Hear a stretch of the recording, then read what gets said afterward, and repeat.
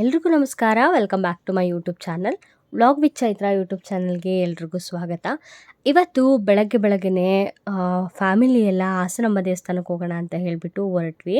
ನಾವು ಹೊರಟಿದ್ದು ಬೆಳಗ್ಗೆ 5:30ಗೆ ಮನೆ ಬಿಟ್ವಿ. ಸೊ 6 o'clockಗೆ ಅಲ್ಲೋಗಿ ರೀಚ್ ಆಗೋ ಥರ ಹೋಗ್ತಾ ಇದ್ವಿ. ಸೊ 6 o'clock ಆಗ್ತಾ ನೀವು ನೋಡ್ತಾ ಇರ್ಬೋದು, ಸ್ವಲ್ಪ ಬೆಳಕು ಬರ್ತಾ ಇದೆ. ಇನ್ನು ಲೈಟಿಂಗ್ಸ್ ಎಲ್ಲ ಹಾಗೆ ಇತ್ತು, ನೈಟೆಲ್ಲ ಲೈಟಿಂಗ್ಸ್ ಹಾಗೆ ಇರುತ್ತೆ. ಸೊ ನಾವು ಹಾಸನದವರಾಗಿರೋದ್ರಿಂದ, ನಮ್ಮಮ್ಮ ಮನೆ ಹಾಸನ ಇರೋದ್ರಿಂದ ಹಾಸನಾಂಬ ದೇವಸ್ಥಾನಕ್ಕೆ ಹೋಗಲಿಲ್ಲ ಅಂತಂದರೆ ಹೀಗೆ ಪ್ರತಿ ವರ್ಷ ಕೂಡ ನಾವು ಮಿಸ್ ಮಾಡದೆ ಹೋಗ್ತೀವಿ ಹಾಸನಾಂಬ ದೇವಸ್ಥಾನಕ್ಕೆ. ಕಳೆದ 2 ವರ್ಷದಿಂದ ಕಾರಣಾಂತರಗಳಿಂದ ನಾನು ಹೋಗೋಕ್ಕೆ ಆಗಿರಲಿಲ್ಲ. ಸೊ ಹಾಗಾಗಿ ಈ ವರ್ಷ ಹೋಗಲೇಬೇಕು ಅಂತ ಹೇಳಿ ಪ್ಲ್ಯಾನ್ನ ಮಾಡಿಕೊಂಡು, ಒಂದು ಫಂಕ್ಷನ್ ಇತ್ತು. ಸೊ ಆ ಫಂಕ್ಷನ್ನು ಮುಗಿಸ್ಕೊಂಡಾಗತ್ತೆ, ಹಾಗೆ ಹಾಸನಾಂಬ ದೇವಿ ದರ್ಶನ ಪಡೆದಾಗೂ ಆಗತ್ತೆ ಅಂತ ಹೇಳಿ ಪ್ಲ್ಯಾನ್ನ ಮಾಡಿಕೊಂಡು ಬೆಳಗ್ಗೆನೇ ಹೊರಟ್ಬಿಡೋಣ ಅಂತ ಹೇಳಿ ಹೊರಟ್ವಿ. ನೀವು ನೋಡ್ತಾ ಇರ್ಬೋದಾಗಲೇ ಲೈಟಿಂಗ್ಸ್ ಎಲ್ಲ ಆಫ್ ಆಗ್ತಾ ಇದೆ. ಬೆಳಗಾಗ್ತಾ ಒಂದು 5:45ಗೆಲ್ಲ ಲೈಟಿಂಗ್ಸ್ ಆಫ್ ಆಗೋಯ್ತು. ಅವಳಿ ಹಬ್ಬದ ಟೈಮಲ್ಲಂತೂ ಹಾಸನ ನೋಡೋದೇ ಒಂಥರ ಖುಷಿ ಆಗುತ್ತೆ. ಯಾವ ಬೀದಿಲಿ ನೋಡಿ, ಯಾರ ಮನೆ ಮುಂದೆ ನೋಡಿ, ಎಲ್ಲ ಕಡೆ ಕೂಡ ಲೈಟಿಂಗ್ಸಲ್ಲೇ ತುಂಬಿಸ್ಬಿಟ್ಟಿರ್ತಾರೆ. ನೀವು ನೋಡ್ತಿರ್ಬೋದು, ಇಲ್ಲೆಲ್ಲ ಬಲ್ಪು ಹಾಗೆ ಲೈಟಿಂಗ್ಸ್ ಎಲ್ಲ ಕೂಡ ಇನ್ನೂ ಒಂದೊಂದು ಕಡೆ ಹಾಗೆ ಇದೆ. ಸೀರಿಯಲ್ ಸೆಟ್ ಹಾಕಿರೋ ಕಡೆ ಹಾಗಾಗೆ ಇದೆ, ಬಲ್ಪ್ ಹಾಕಿರೋ ಕಡೆ ಎಲ್ಲ ಆಫ್ ಮಾಡಿದ್ದಾರೆ. ನೀವು ನೋಡ್ತಿರ್ಬೋದು ಎಷ್ಟು ಚೆನ್ನಾಗಿದೆ ಅಂತ. ಇದೆಲ್ಲ ಸಹ್ಯಾದ್ರಿ ಸರ್ಕಲ್ನಿಂದ ಮುಂದೆ ಬರೋ ರೋಡು. ನೈಟು ನೋಡೋಕ್ಕಂತೂ ತುಂಬಾ ಖುಷಿ ಆಗುತ್ತೆ. ನೈಟೇ ಹೋಗಿ ಅಂತ ಪ್ರಿಫರ್ ಮಾಡ್ತೀನಿ, ಯಾಕಂದರೆ ಈ ಲೈಟಿಂಗ್ಸ್ ಎಲ್ಲ ನೋಡೋದೇ ಒಂಥರ ಖುಷಿ. ನಾವು ಬೆಳಗಿನ ಜಾವ ಹೋದ್ವಿ. ಒಂದು ಸ್ವಲ್ಪ ಕಡೆ ಲೈಟಿಂಗ್ಸ್ ಎಲ್ಲ ಆಫ್ ಆಗಿತ್ತು, ಇನ್ನೊಂದು ಸ್ವಲ್ಪ ಕಡೆ ಒಂದೊಂದು ಕಡೆ ಎಲ್ಲ ಆನ್ ಆಗಿತ್ತು. ನಾವು ಬೆಳಗಿನ ಜಾವ ಹೋಗೋಣ ಅಂತ ಪ್ಲ್ಯಾನ್ ಏನು ಮಾಡಿರಲಿಲ್ಲ. ಸೊ ನಾವು ನೈಟು ಬಂದಿದ್ದರಿಂದ ಬ್ಯಾಂಗ್ಳೂರಿಂದ ಹಾಸನ್ಗೆ ನೈಟೇ ಹೊರಟ್ಬಿಡೋಣ ಅಂತ ಹೇಳಿಬಿಟ್ಟು, ನೈಟೇ ಸ್ನಾನ ಎಲ್ಲ ಮುಗಿಸ್ಕೊಂಡು ದೇವಿ ದರ್ಶನಕ್ಕೆ ಹೋಗೋಣ ಅಂತ ಹೇಳಿ ಬೆಂಗಳೂರಿಂದನೇ ಪ್ಲ್ಯಾನ್ ಮಾಡ್ಕೊಂಡು ಬಂದ್ವಿ. ಆದರೆ ನಾವು ಹಾಸನ ರೀಚ್ ಆದಾಗ 12 o'clock ಆಗಿತ್ತು ನೈಟು. ಸೊ ನಮ್ಮಮ್ಮ ಹೇಳಿದ್ರು, ನೈಟು ತುಂಬ ರಶ್ ಇರುತ್ತೆ, ಬೇಡ, ನಾವು ಬೆಳಗಿನ ಜಾವ ಹೋಗ್ಬಿಡೋಣ. ನೈಟ್ ಹೋದರೆ ಬೆಳಗ್ಗೆವರೆಗೆ ಕಾಯ್ಕೊಂಡು ನಿಂತ್ಕೋಬೇಕಾಗತ್ತೆ, ಬೇಡ, ಮಲ್ಕೊಂಡು ರೆಸ್ಟ್ ಮಾಡಿ ಬೆಳಗ್ಗೆ ಹೋಗೋಣ ಅಂತ ಹೇಳಿದ್ರು. ಸೊ ನಮಗೂ ಯಾಕೋ ಹೌದು ಅಂತ ಅನ್ನಿಸ್ತು. ಅಷ್ಟು ದೂರದಿಂದ ಜರ್ನಿ ಮಾಡ್ಕೊಂಡು ಬಂದಿದ್ವಲ್ವ. ಸೊ ಮಲ್ಕೊಂಡು ರೆಸ್ಟ್ ಮಾಡಿಬಿಟ್ಟು ಬೆಳಗ್ಗೆ ಹೋಗೋಣ ಅಂತ ಹೇಳಿ ಪ್ಲ್ಯಾನ್ನ ಮಾಡಿಕೊಂಡು ಒಂದು 4 o'clockಗೆ ಎದ್ದು ಎಲ್ಲರೂ ರೆಡಿಯಾಗಿ ಒಂದು 5:30ಗೆಲ್ಲ ಮನೆ ಬಿಟ್ವಿ. ನಮ್ಮ ಮನೆಯಿಂದ ಏನು ಒಂದು 4-5 ಕಿಲೋಮೀಟರ್ ಆಗ್ಬೋದೇನೋ ಅಷ್ಟೇ, ತುಂಬ ಜಾಸ್ತಿ ದೂರನೂ ಇಲ್ಲ ನಮ್ಮ ತಾಯಿ ಮನೆಯಿಂದ. ಸೊ ಹಾಗಾಗಿ ಗೊತ್ತಿತ್ತಲ್ವ, ಬೇಗನೆ ಹೋಗ್ಬಿಡೋಣ. ಈಗಂತೂ ಈ ನಡುವೆ ಈಗ ಒಂದು 2-3 ವರ್ಷದಿಂದ ಈಚೆಗೆ ಇಷ್ಟೊಂದು ಫೇಮಸ್ ಆಗಿರೋದು ದೇವಸ್ಥಾನ. ಮುಂಚೆ ಎಲ್ಲ ಇಷ್ಟೊಂದು ಕ್ರೌಡ್ ಇರ್ತಾನೆ ಇರಲಿಲ್ಲ. ನಾವು ಈಸಿಯಾಗಿ ಹೋದರೆ ಎಷ್ಟೋ ಸಲ ನಮಗೆ 10-15 ನಿಮಿಷದ ಒಳಗಡೆನೆ ದರ್ಶನ ಆಗಿ ಮನೆಗೆ ಬಂದಿರೋದುಂಟು. ಎಲ್ರಿಗೂ ಇವಾಗ ಇತ್ತೀಚೆಗೆ ಗೊತ್ತಾಗ್ತಿರೋದ್ರಿಂದ ತುಂಬಾ ಕ್ರೌಡ್ ಇರುತ್ತೆ. ಸೊ ಹಾಗಾಗಿ ಹೋಗೋರು ಪ್ಲ್ಯಾನ್ ಮಾಡಿಕೊಂಡು ನೀಟಾಗಿ ಹೋಗಬೇಕು. ನಾವು ಹಾಗೆಯೇ ಬೆಳಗಿನ ಜಾವ ಎದ್ದು ಹೊರಟ್ವಿ. ತುಂಬ ರಶ್ ಆಗಿದ್ದರೆ ಅಮೌಂಟ್ನ ಪೇ ಮಾಡಿ ಟಿಕೆಟ್ನ ತೊಗೊಂಡು ಹೋಗೋಣ ಅಂತ ಪ್ಲ್ಯಾನ್ ಮಾಡ್ಕೊಂಡು ಬಂದಿದ್ವಿ. ಸೊ ನಾವಲ್ಲಿ 5:45-6 o'clock ಕರೆಕ್ಟಾಗಿ ರೀಚ್ ಆಗಿದ್ದರಿಂದ, ಸೊ ಅಲ್ಲಿ ಕೇಳಿದ್ದಕ್ಕೆ ಅಲ್ಲಿ ಪೊಲೀಸ್ ಅಥವಾ ಯಾರು ಮ್ಯಾನೇಜ್ಮೆಂಟ್ ಇರ್ತಾರಲ್ವ ಅವ್ರುಗಳೆಲ್ಲ ಹೇಳಿದ್ರು, ಇಲ್ಲ, ನೀವು ಧರ್ಮದರ್ಶನಕ್ಕೆ ಹೋಗಿ, ತುಂಬ ರಶ್ ಏನಿಲ್ಲ, ಈಸಿಯಾಗಿ ನಿಮಗೆ ದರ್ಶನ ಆಗೋಗ್ಬಿಡತ್ತೆ ಅಂತ ಹೇಳಿದ್ರು. ಸೊ ಪಾರ್ಕ್ ಮಾಡಿ ಕಾರ್ನ ನಾವು ನಡ್ಕೊಂಡು ಹೋಗ್ತಾ ಇದ್ದೀವಿ. ನಾನು, ನಮ್ಮಮ್ಮ, ನಮ್ಮ ಹಸ್ಬೆಂಡು ಹಾಗೆ ಅವ್ರ ಅಕ್ಕ ಎಲ್ಲರೂ ಕೂಡ ನಡ್ಕೊಂಡು ಸ್ವಲ್ಪ ದೂರ. ನಾವು ಏನು ಮಾಡಿದ್ವಿ ಅಂತಂದರೆ 300 ಟಿಕೆಟ್ ಕೊಡ್ತಾರಲ್ವ, ಅಲ್ಲಿಗೆ ಬಂದ್ವಿ. ಸೊ ಅಲ್ಲಿಂದ ನಾವು ಧರ್ಮದರ್ಶನಕ್ಕೆ ಒಂದು ಸ್ವಲ್ಪ ದೂರ ನಡಿಬೇಕಿತ್ತು. ಅಲ್ಲೇ ಕಾರ್ನ ಪಾರ್ಕ್ ಮಾಡಿ ಅಲ್ಲಿಂದ ಮುಂದಕ್ಕೆ ನಡ್ಕೊಂಡು ಹೋಗ್ತಾ ಇದ್ದೀವಿ. ಕಾರ್ಗಳನ್ನ ಈಗಂತೂ ಈಗ ಒಂದು 2 ಡೇಸಿಂದ ಹತ್ರಕ್ಕೆ ತರೋಕ್ಕೆ ಬಿಡ್ತಾ ಇಲ್ವಂತೆ. ನಾವು ಹೋದಾಗ ಅಷ್ಟೊಂದು ಕ್ರೌಡ್ ಏನಿರಲಿಲ್ಲ. ಹಾಗಾಗಿ ನಾವು ದೇವಸ್ಥಾನದ ಪಕ್ಕದಲ್ಲೇ ಸೈಡಲ್ಲಿ ಕಾರ್ನ ಹಾಕಿ ನಡ್ಕೊಂಡು ಹೋಗ್ತಾ ಇದ್ದೀವಿ. ನನಗನ್ಸಿದ ಪ್ರಕಾರ ನಾವು ಹೋಗಿದ್ದ ದಿನ ತುಂಬ ರಶ್ ಏನಿರಲಿಲ್ಲ. ನಮಗೆ ಈಸಿಯಾಗಿ ಒಂದು 2 or 3 ಅವರ್ಸಲ್ಲೇ ದರ್ಶನ ಆಗೋಯಿತು. ನಾವು ಹೋಗಿದ್ದು ಧರ್ಮದರ್ಶನಕ್ಕೆ, ಟಿಕೆಟು ಕೊಟ್ಟೇನು ಹೋಗಿರಲಿಲ್ಲ. ನಾವು ಹೋಗಿದ್ದ ದಿನ ಕೂಡ ಟಿಕೆಟು ಕೊಟ್ಟೋಗೋರು ಬೇಗ ಒಂದು 10 to 15 ಮಿನಿಟ್ಸಲ್ಲೆಲ್ಲ ಬೇಗ ದರ್ಶನ ಮುಗಿಸ್ಕೊಂಡು ಬಂದುಬಿಡ್ತಿದ್ರು. ಸೊ ನಾವು ನೋಡೋಣ ಧರ್ಮದರ್ಶನಕ್ಕೆ ಹೋಗೋಕ್ಕಾಗಲಿಲ್ಲ ಅಂತಂದರೆ ಟಿಕೆಟ್ ತೊಗೊಂಡು ಹೋಗೋಣ ಅಂತ ಹೇಳಿ ಪ್ಲ್ಯಾನ್ ಮಾಡ್ಕೊಂಡು ಹೋಗಿದ್ವಿ. ನಾವು ಹೋಗಿದ್ದು ಗುರುವಾರ ಬೆಳಗ್ಗೆ 5 ಗಂಟೆಗೆ, ಬೆಳಗಿನ ಜಾವ 5 ಗಂಟೆ 6 ಗಂಟೆ ಟೈಮಲ್ಲಿ ಹೋಗಿತ್ತಲ್ವ. ಸೊ ಏನು ರಶ್ ಇಲ್ಲ ಅಂತ ಅನ್ನಿಸ್ತು, ಕ್ರೌಡು ಕೂಡ ಏನಿರಲಿಲ್ಲ. ನೀವು ನೋಡ್ತಿರ್ಬೋದು ಎಷ್ಟೊಂದು ಜನ ದರ್ಶನ ಮುಗಿಸ್ಕೊಂಡು ಹೊರ್ಗಡೆಗೆ ಬರ್ತಿದ್ದಾರೆ. ನೈಟ್ ಟೈಮು ಹೋದರೆ ಸ್ವಲ್ಪ ಕಷ್ಟ ಅಂತ ಅನ್ನಿಸ್ತಿತ್ತೇನೋ, ಬೆಳಗಿನ ಜಾವ ಹೋದರೆ ಏನು ಅಷ್ಟೊಂದು ನಮಗೆ ರಿಸ್ಕ್ ಅಂತ ಅನ್ನಿಸ್ಲಿಲ್ಲ. ಕಣ್ತುಂಬ ದೇವ್ರನ್ನ ನೋಡಿಕೊಂಡು ವಾಪಸ್ಸು ಆಗೋವಂಥ ಅದೃಷ್ಟ ನಮಗೆ ಸಿಕ್ತು. ನೀವು ನೋಡ್ತಿರ್ಬೋದು ಅಲ್ಲಲ್ಲೇ ಜನಗಳನ್ನ ಎಲ್ಲ ಕೂಡ ದರ್ಶನ ಮುಗಿಸಿ ಹೊರ್ಗಡೆ ಬಂದಿರೋರಂತೆ.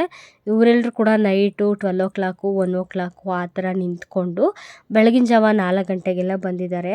ಮಧ್ಯದಲ್ಲಿ ದೇವ್ರನ್ನ ನೋಡೋಕ್ಕೆ ಅವಕಾಶ ಕೊಡೋದಿಲ್ಲ ಅಂತ ಕೂಡ ಹೇಳ್ತಾಯಿದ್ರು. ಮಧ್ಯರಾತ್ರಿಯಲ್ಲಿ 12 ಗಂಟೆಯಿಂದ 2 ಗಂಟೆ 3 ಗಂಟೆ ಜಾವಕ್ಕೇನೋ ಕ್ಲೋಸ್ ಆಗುತ್ತೆ ಅಂತ ಅಲ್ಲಿ ಮಾತಾಡ್ತಿದ್ರು.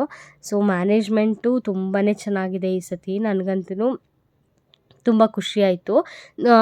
ಸಲ ಹೋದಾಗೆಲ್ಲ ಧರ್ಮದರ್ಶನಕ್ಕೆ ಹೋದಾಗೆಲ್ಲ ತುಂಬಾ ಕ್ರೌಡ್ ಇದ್ದರೂ ಕೂಡ ತಳ್ಳೋದು ನೂಕೋದು ಆ ಥರ ಎಲ್ಲ ಮಾಡ್ತಾಯಿದ್ರು. ಸಿಕ್ಕಾಪಟ್ಟೆ ಮಕ್ಕಳನ್ನೆಲ್ಲ ಕರ್ಕೊಂಡೋದ್ರೆ ಹಿಂಸೆ ಆಗಿಬಿಡ್ತಿತ್ತು. ಆದರೆ ಈ ನಡುವೆ ಈಗ ಈ ವರ್ಷದ ಮ್ಯಾನೇಜ್ಮೆಂಟ್ ನೋಡ್ತಾ ಇದ್ದರೆ ತುಂಬ ಚೆನ್ನಾಗಿದೆ ಅಂತ ನಮ್ಗನ್ನಿಸ್ತು. ನಾವೆಲ್ಲರೂ ಕೂಡ ಅದನ್ನೇ ಮಾತಾಡ್ಕೊಂಡ್ವಿ.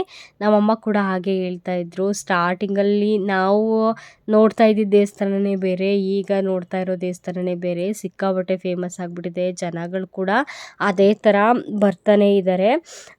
ಈ ಥರ ಇಷ್ಟೊಂದು ಫೇಮಸ್ ಆಗುತ್ತೆ ಅಂತ ಅಂದ್ಕೊಂಡಿರಲಿಲ್ಲ ಅಂತ ನಮ್ಮಮ್ಮ ಕೂಡ ಹೇಳ್ತಾಯಿದ್ರು.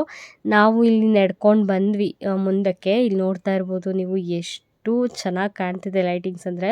ಬೆಳಗಿನ ಜಾವ ಆಗಲೇ 6:05 ಆಗೋಗಿತ್ತು ನಾವು ಅಷ್ಟರಲ್ಲಿ ನಡ್ಕೊಂಡು ಬರೋ ಅಷ್ಟರಲ್ಲಿ.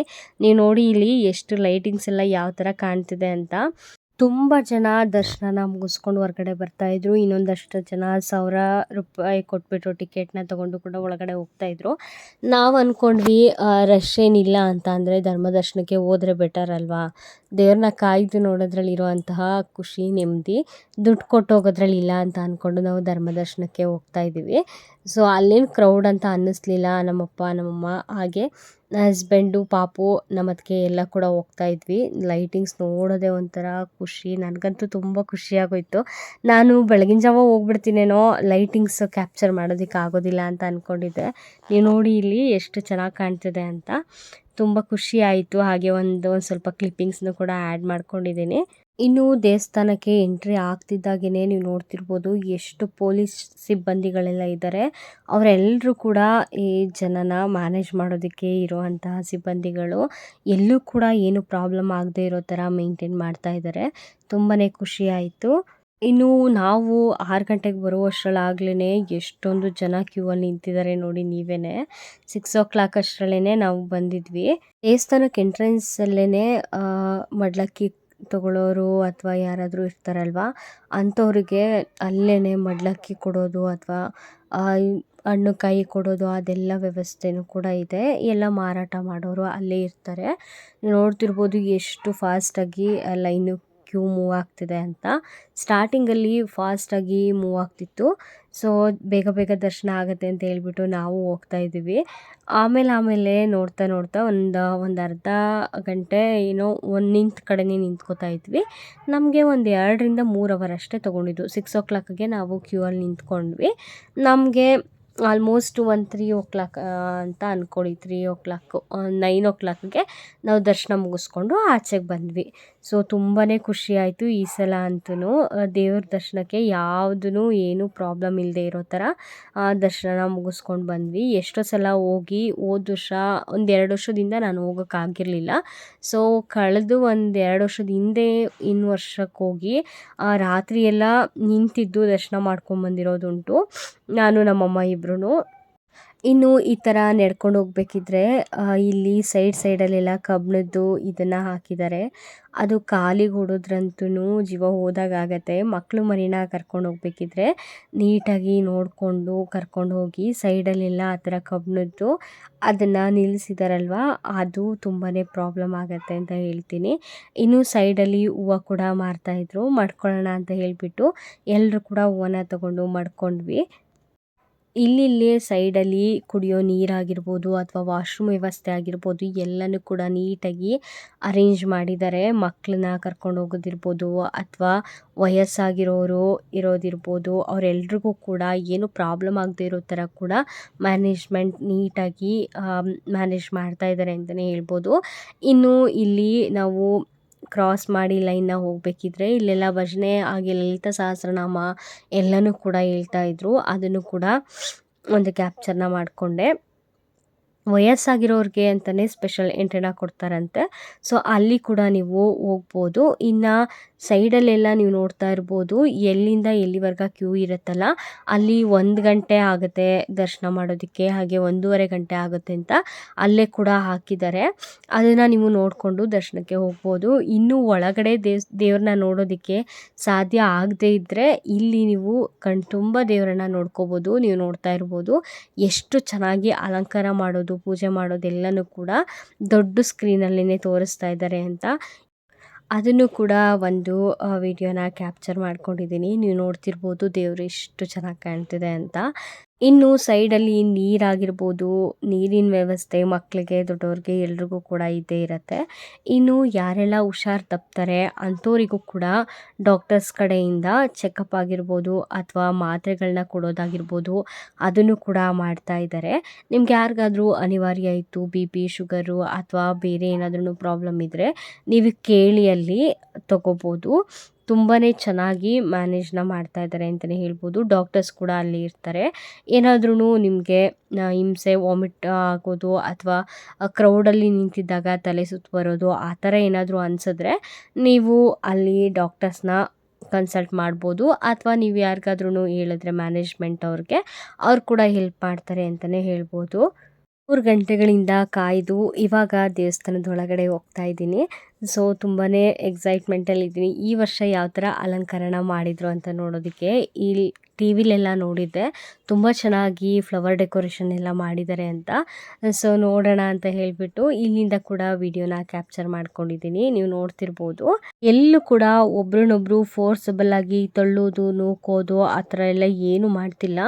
1 ಬೈ 1 ನಿಧಾನಕ್ಕೆ ಹೋಗ್ತಾ ಇದ್ದಾರೆ. ಇನ್ನು ಪಕ್ಕದಲ್ಲಿ ನೀವು ನೋಡ್ತಾ ಇರೋ ಕ್ಯೂ ಏನಿದೆಯಲ್ಲ ಇದು 1000 ರೂಪೀಸ್ ಕೊಟ್ಟು ಬರ್ತಿರುವಂತಹ ಕ್ಯೂ.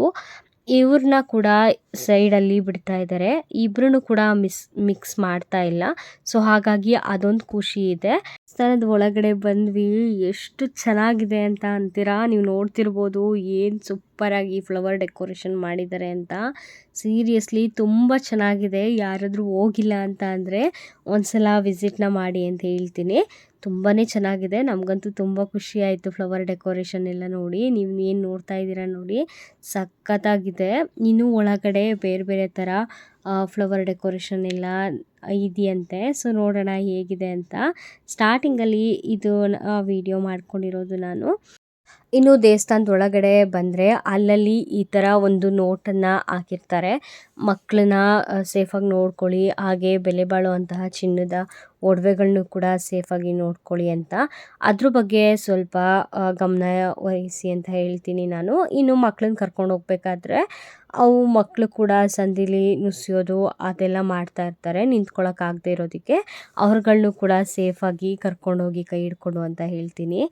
1000 ರೂಪೀಸ್ ಟಿಕೆಟ್ನ ತೊಗೊಂಡು ಬರ್ತಾ ಇರೋರನ್ನ ಡೈರೆಕ್ಟು ಫ್ಲವರ್ ಡೆಕೋರೇಷನ್ ಆಗಿರ್ಬೋದು ಅಥವಾ ಡೈರೆಕ್ಟು ದೇವ್ರ ಗುಡಿ ಹತ್ರನೇ ಕಳಿಸ್ತಾ ಇದ್ದಾರೆ. ನೀವು ಪಕ್ಕದಲ್ಲಿ ಏನು ನೋಡ್ತಾ ಇದ್ದೀರಾ ಇದೆಲ್ಲ 1000 ರೂಪೀಸ್ ಕೊಟ್ಟು ಟಿಕೆಟ್ನ ತೊಗೊಂಡು ಬರ್ತಾ ಇರೋರು.